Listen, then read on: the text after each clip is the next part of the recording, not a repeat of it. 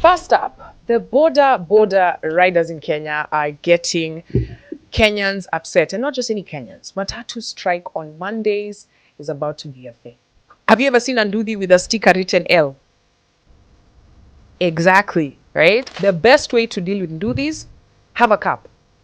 And realistically, political will is not there. Because as we're speaking, the number of Nduthis in Kenya is in the millions, right?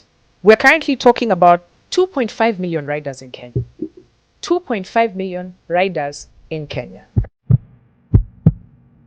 The International Agency for Cancer Research, they say eating one bacon is like smoking a cigarette. Eating bacon is like smoking a cigarette. If you look at the data on cancer here in Kenya, right, it's growing. And everybody's like, where is this thing coming from? It's coming from the things that we're eating. Umekula smoking ngapi today? Pasua kwanza. Umezipasua ndio uweke huko kashubari, right? That cancer getting into your body. All these other things we're eating are gonna kill you. Imagine, like today, if you see someone eating a smoky, as in they're smoking, it is in the name. Smoky. Yeah.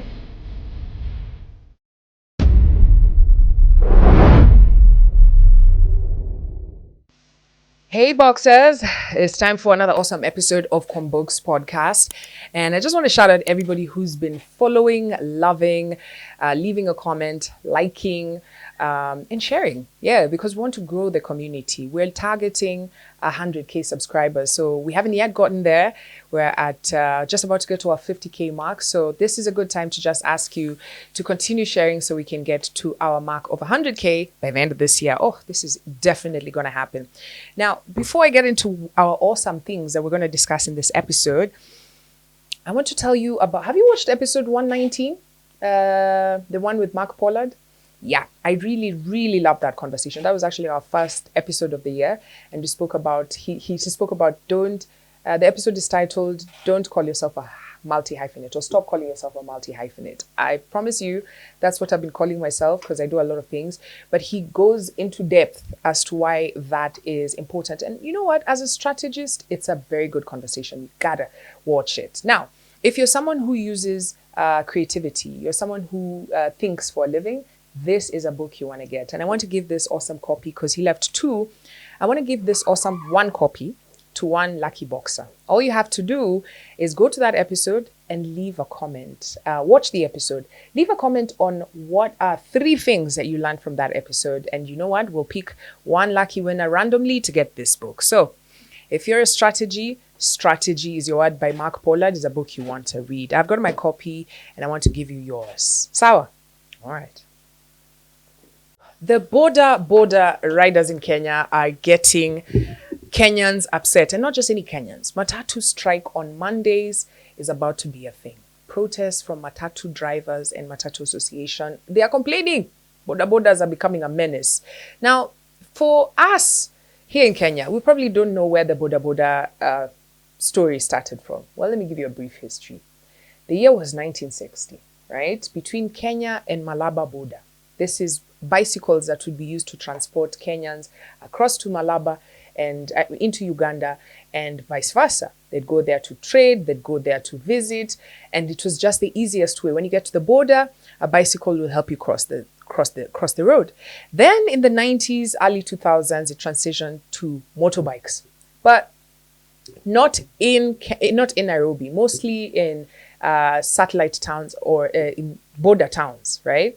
But 2008, they became mass adoption, and we started to see a lot of people buying Boda Bodas in Kenya, right? Now, in Nairobi, let's be honest, the last mile solution started happening around the 2010s, where because of massive traffic where you can be able to stay, 3 hours, 4 hours on the road, Boda Bodas ended up becoming a solution, a quick way to get to where you're going, a quick way to avoid traffic. But digital revolution, now that definitely sealed everything, because you can be able to hail and get a customer from the phone. And what did we end up seeing with companies like Uber, Bolt, and all these taxi hailing apps? A boom in bodas in Nairobi. Now remember, Nairobi is a capital city. A lot of movement, a lot of things is happening.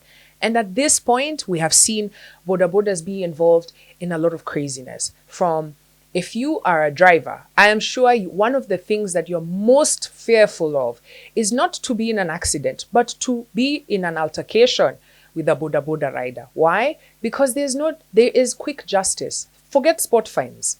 That will find your car will find itself in the afterlife, right? And this is not something to laugh about.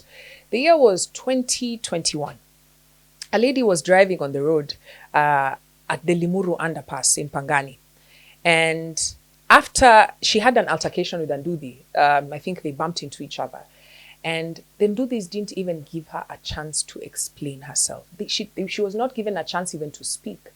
And, you know, the rules of the road, the regulations of the road are, when you get into an accident with someone, right? What happens?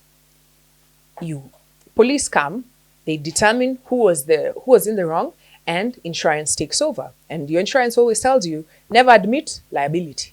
You are never in the wrong, right? Anyway, but that's what would happen. The insurance would take over. But when do these, it's kind of different. They do mob justice, right? Immediate mob justice. That incident made Kenyans stand up, wake up, and go like, what? Something needs to be done about this and do this. And over time, something was done, right? Regulation of Ndudhis. SACCOs were introduced,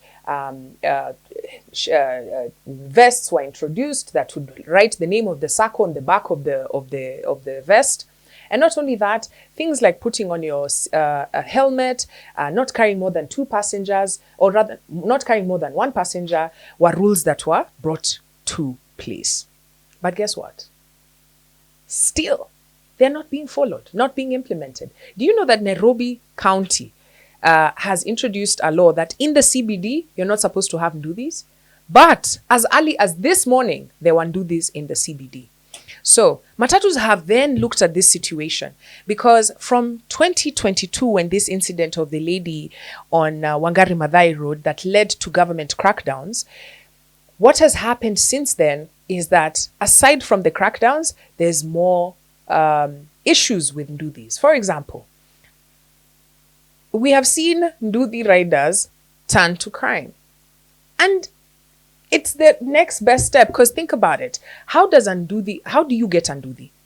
You go to a SAC, or you go to a company that's offering you Ndudhi. You can just walk into one today and leave with Ndudhi without leaving cash, and then start paying mdogo, right? In installments. And every day you're supposed to pay, I think, 500, or is it 1,000, right? The average Ndudhi guy is saying that on a good day, he'll make 2,000 bob. But it's a business that's oversaturated. So what happens to this guy who has gone? He has gotten Ndudhi, but he needs to pay every day X amount of money. Where is he going to get that money from? Enter crime. That's the next realistic step. And that's why we're seeing a lot of Ndudhis turning into crime. Worse still, they gang up as a crew, and they have told themselves that in the event that an accident happens to them, that justice should be swift. Just last year, early this year, in January, we saw about 4 vehicles that have been burnt on the roads. Why? Because they had an accident with a Ndudhi. I'm talking about from SUVs to PSVs. And that is why matatus have decided every Monday, starting this Monday, until the government does something about this issue of Ndudhis banning vehicles, they are going to be on strike. Now, where does this leave passengers? On Monday, of course, a lot of passengers found themselves without means to get to their places of work, to their respective businesses, and it brought the city to a standstill. Now, just imagine if they continue this, because every day that there's a protest or there's a standstill and there's no movement, it costs the country cash. Why? Because we don't want to regulate to do these. I mean, I think it's about time. Look, I'm not here to complain. I have solutions. This is what I think should happen. Number 1, there should be a limited number of Ndudhis per county. Yeah. Because think about it. Even with oversaturation, which is creating problems, we need to cap. There needs to be a cap where we say, if it's 1,000 or if it's 500, this is the amount of Ndudhis we need in, say, for example, Nairobi. These are the ones that can operate. That way, these people are able to make an enough amount of money so that we don't exacerbate poverty. Number two, we can regulate them. There's no way if you have been given that chance, and even to get to that chance, because we also see that a lot of ndudhis cause accidents because they don't know the traffic rules, right? They don't know the traffic rules. You just need to see ndudhis operating on the road for you to know that this person didn't go to riding school. And that's a thing. Riding school is a thing. And riding school here is not reference to that friend of yours who gives you his ndudhi for 2 hours for you to test behind there, okay? That's not riding school. It's actually going and being taught the rules of the law of the road. Be realistic. How many ndudhi riding schools or ndudhi learners have you seen on the road? Have you ever seen a ndudhi with a sticker written L? Exactly, right? So are you telling me that every ndudhi rider just learned how to ride and they're all professional? Of course not. They're not going to riding school, right? So we need this. If we have a certain number of people and then they have strict rules, regulations for you to be able to get your certificate to be able to, or your license to operate, right?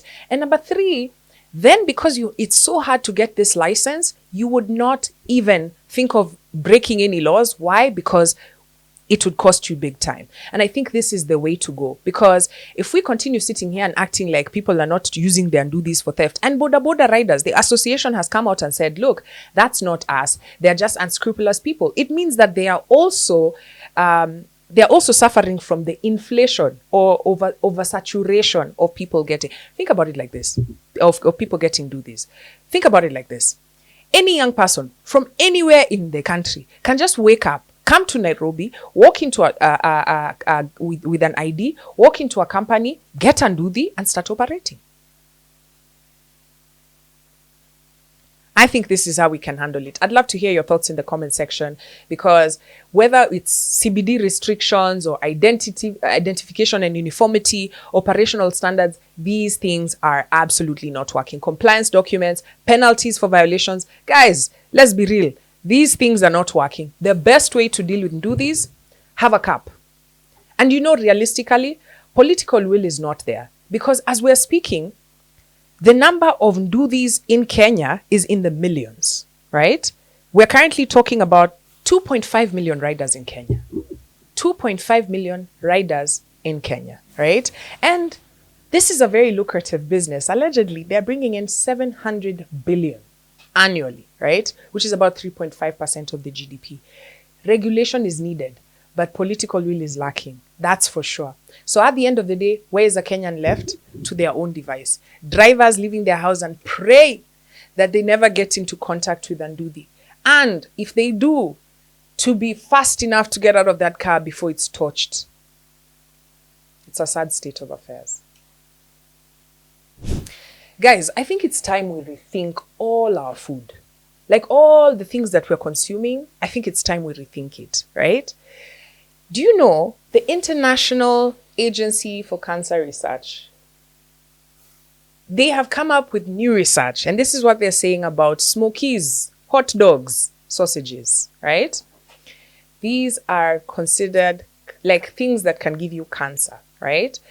Now, I know you've heard that and you're like, everything nowadays gives us cancer. But get this, right? They're saying that eating bacon, right? Bacon, which everybody's like, oh my God, when I get money, I can't wait to buy bacon. Nikule na mkate, na masowe, na mayai for breakfast, right? That's what you're supposed to be aspirational to, right? When you make money, this is what rich food looks like, right? But we need to rethink that and change that and unlearn that, right? Why? Because they're saying eating one bacon is like smoking a cigarette. Eating bacon is like smoking a cigarette, right? So now the question is, you're giving these foods to your kids, right? Jaden has left school. Mommy, nataka sausage. And then you go and buy Jaden sausage. Why? Because you made a bit of money and you have to make him feel good. But the question you need to ask yourself is, would you give Jaden a cigarette? Would you? Forget Jaden. You yourself who's watching this, right?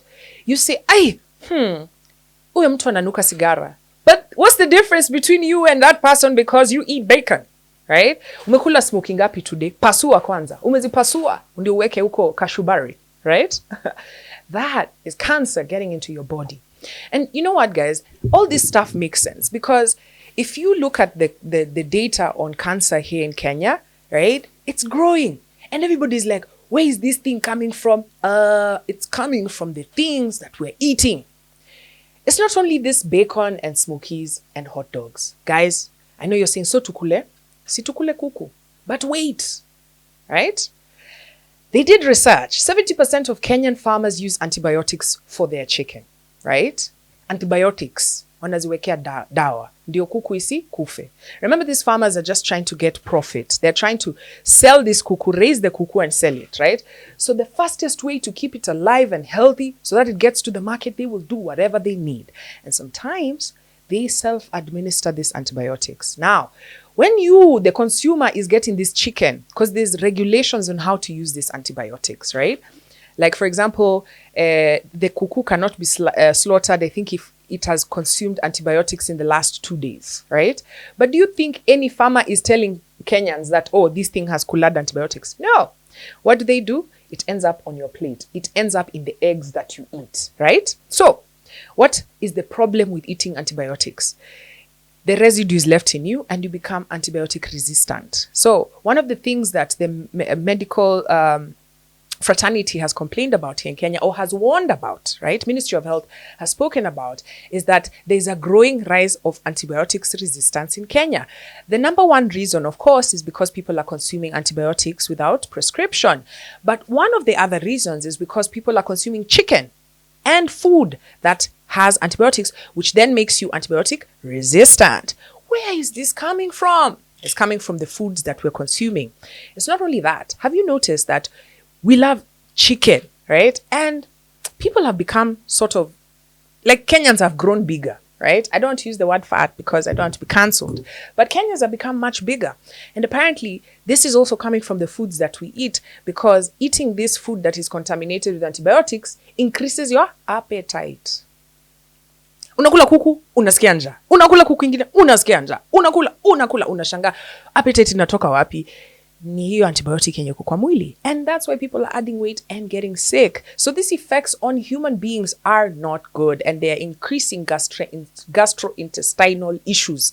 Guys, open your eyes. How many hospitals in Kenya are advertising that they are the #1 treater of stomachs?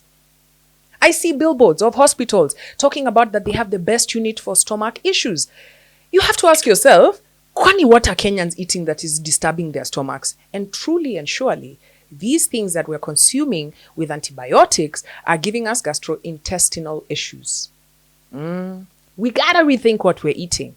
Now, we found you can't eat pork, you can't eat sausages, bacon, all these processed meats. Why? Because you might as well just smoke, right? And then they're also saying chicken, antibiotics. Because me, honestly, knowing Kenyans, right, unless Gava really puts really stringent measures on this, let's give chicken a break. Then you ask, or find farms that know, because there are some farms that are free range. They don't use any pesticides, they don't use any medicine, but just know that hiyo kuku na gold, same WhatsApp group, same price, right? It will be expensive. So then you say, okay, what other meat can I eat? And you said, pork. Well, turns out 90% of pork sold in Nairobi is contaminated with salmonella and other things.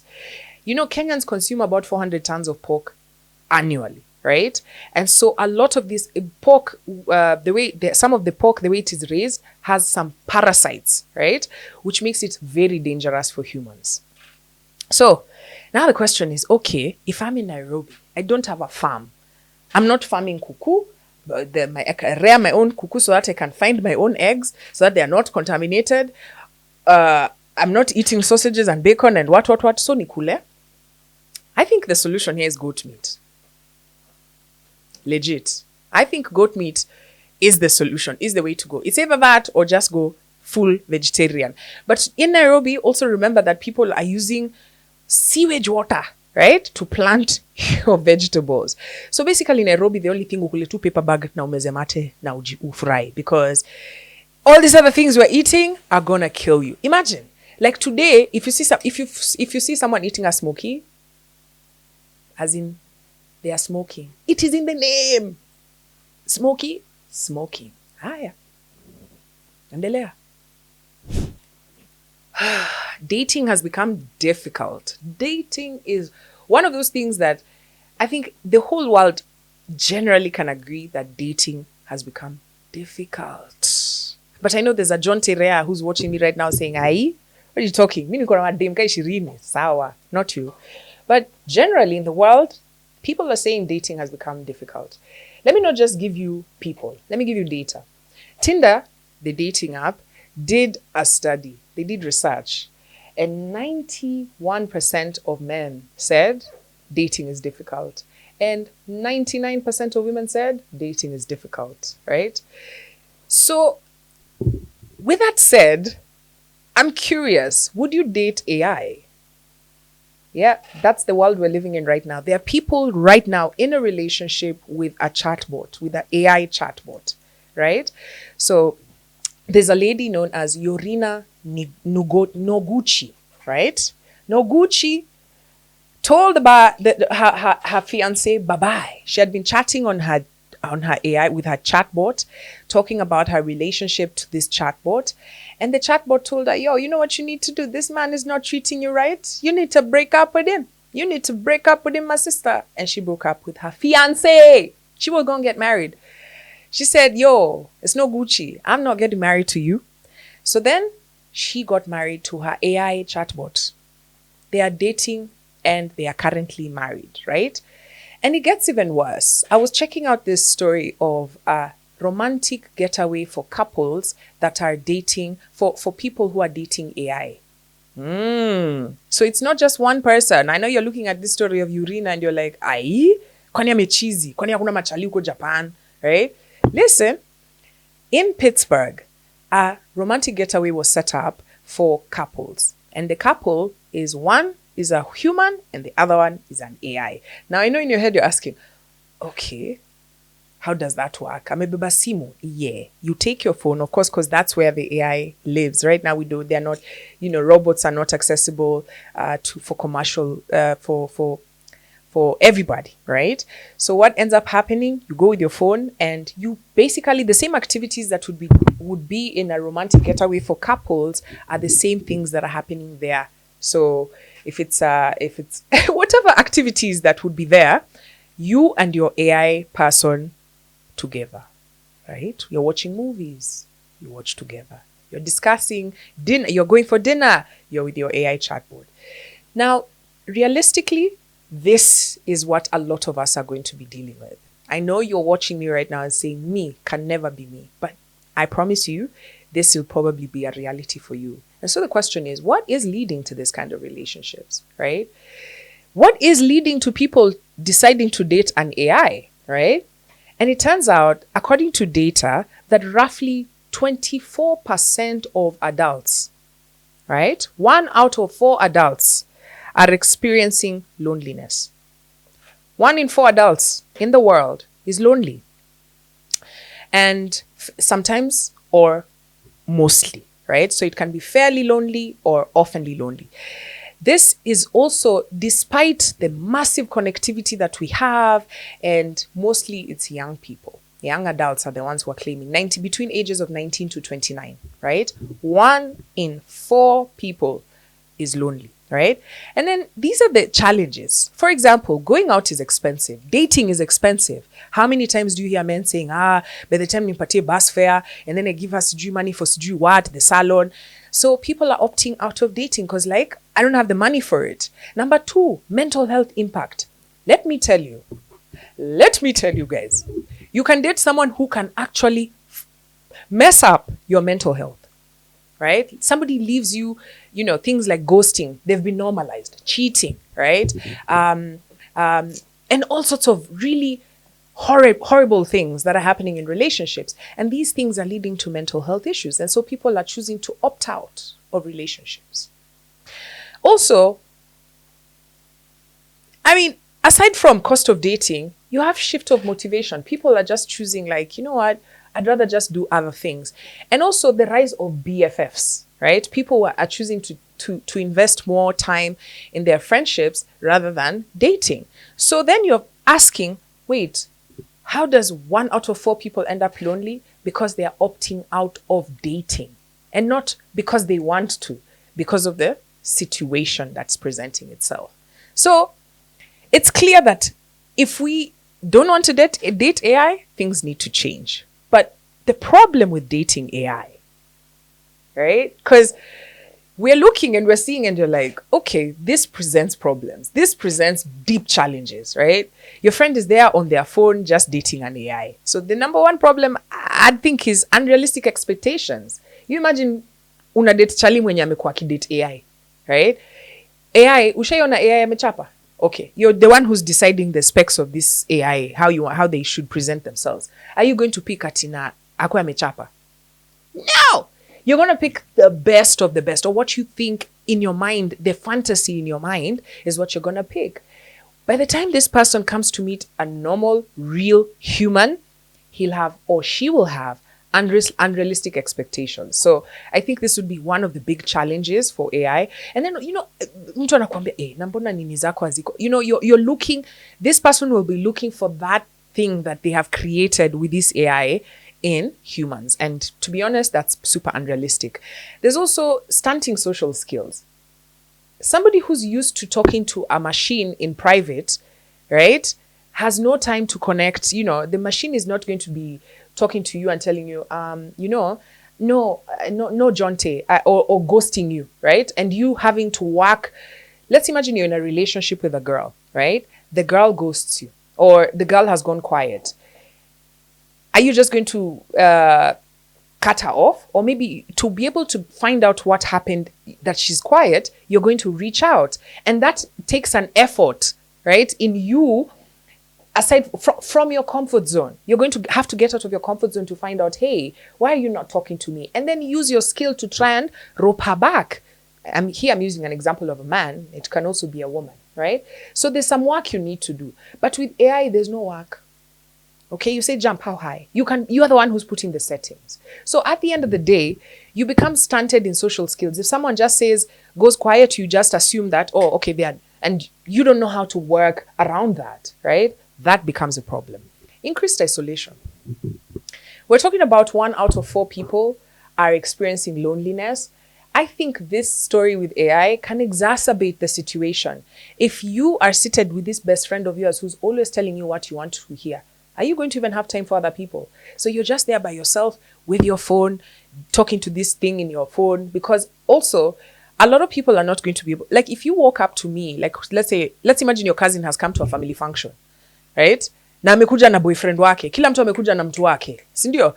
Cousin wako amekuja na mtu wake. Hey, by the way, we are so excited to meet this Jonte of yours. Alafu anasema, yeah, oh my God. I can't wait for you guys to meet. And unlock simu. Anasema, okay, hold on first, I don't have bundles. Alafu anakupresentia Jonte wa simu. You know what I'm saying? Right? So I genuinely think that this thing could create more isolation, because there's no way someone who's dating someone on the phone would want to interact with other people and be shamed for it. You get what I'm saying? So it creates more isolation. And then, let's be honest, AI is like junk food. A relationship with AI is like a relationship with junk food. Hear me out. People who it's like, you see, for example, why do you eat junk food? To feel good, to pass time. It's available. It's there, right? And that's exactly what AI relationship is. It's not a wholesome relationship. It's something that you should eat in small doses. You shouldn't eat a lot, right? So a whole relationship, and this is your primary relationship, seems like you could get obesity of the mind. The same way junk food would work on your body is the same way this overconsumption of this AI would work on your mind. And I also think, guys, these guys who own AI, they're not transparent. We don't know what's happening behind the scenes. Okay, we don't know how it's programmed. This thing can be used even to manipulate you. You don't own it. It's not something that like if you have, say, a radio, right? Or this mug that you bought, right? I've bought this mug, and you should buy your box pod mug, by the way, so that support the pod. You have your mug here. right? You own this. I can be able to I can be able to use it however I want. I know that nobody will manipulate this mag, sindio. But with AI, you're literally just hiring it. Okay? The moment you don't have bundles, you can be able to access this thing. And then on top of that, you're giving your innermost, deepest, darkest emotional things to some tech bro somewhere who owns it. Okay, so at the end of the day, they could manipulate it and use it in their own way, and you remain vulnerable as someone who's dating AI. So if you are looking at these stories, because this is a reality, as I always say, ukiona cha mwenzako chanyolewa tia chako maji. And I can bet you there are already Africans and there are people watching me who are already having relations with AI. Am I saying it's wrong? I'm not. The truth is, we're living in a world of loneliness. Now, remember I told you how eating bacon is like smoking a cigarette? Well, being lonely, right? The loneliness epidemic has the same impact as being isolated is like smoking 15 cigarettes a day, right? The impact of loneliness to the body is like having 15 cigarettes every day. Right? This is what the World Health Organization research is telling us, right? I don't know why this episode, everything has been, the metric has been cigarettes, but this is the reality of the world that we live in. I'd love to hear your thoughts on the stories that I've shared with you and where you think, if you have a different opinion, I'd love to see it in the comments. But next episode, we're going to be talking about some wild things as well. It's a wild world, but we got to make sense of it right here on Combox Podcast. Adios and kappa.